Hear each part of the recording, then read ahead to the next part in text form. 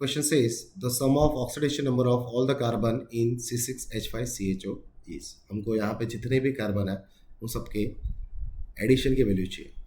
ठीक है, मेरे पास फॉर्मूला है C6H5CHO. तो मुझे यहाँ पे कि टोटल कार्बन कितने मेरे पास 7. तो मैं क्या करूँगा, सबसे पहले इसको इंपेरिकल फार्मूला में कन्वर्ट कर दूंगा. ये मॉलिक्यूलर फार्मूला, इंपेरिकल फार्मूला कैसे हो जाएगा इसका, इंपेरिकल फॉर्मूला. अब ये क्यों लिख रहा हूँ, इससे मुझे डायरेक्ट ही पता चल जाएगा टोटल नंबर ऑफ कार्बन कितना है. ठीक है, तो क्या आएगा C7H6O. देखो यहाँ पे 6, यहाँ पे 7 कार्बन हो गए, यहाँ पे 5 हाइड्रोजन, यहाँ पे 1 हाइड्रोजन, 6 हो गया और 1 ऑक्सीजन.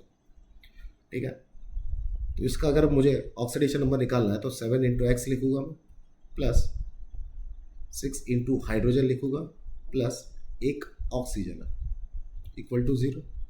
अब याद रखना, एक्स की वैल्यू मुझे नहीं पूछी, मुझे क्या पूछा है 7x का वैल्यू.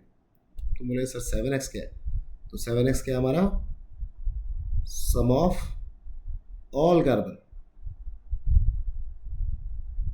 जो हमको क्वेश्चन में पूछा है. तो ये चीज़ ध्यान देना, यहाँ पे क्या लिखा है, sum of oxidation number of all the carbon.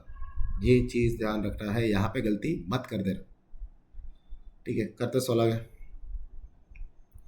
तो 7x प्लस 6 हाइड्रोजन है, 1 ऑक्सीजन, मतलब -2 इक्वल टू 0, प्लस 6 -2 कितना होता है, +4 इक्वल टू 0, +4 इक्वल टू की वो सड़ गया तो -4. So our correct answer is -4. So A में हमको दिख रहा है, A is our correct option. X की वैल्यू हमको यहाँ पे फाइंड नहीं करनी है, ये पॉइंट ध्यान में रखना, क्योंकि यहाँ पे हमको बोला गया है sum of oxidation number of all the carbons, ना कि सिंगल कार्बन का पूछा है. तो चीज़ ध्यान रखना. I hope this is clear.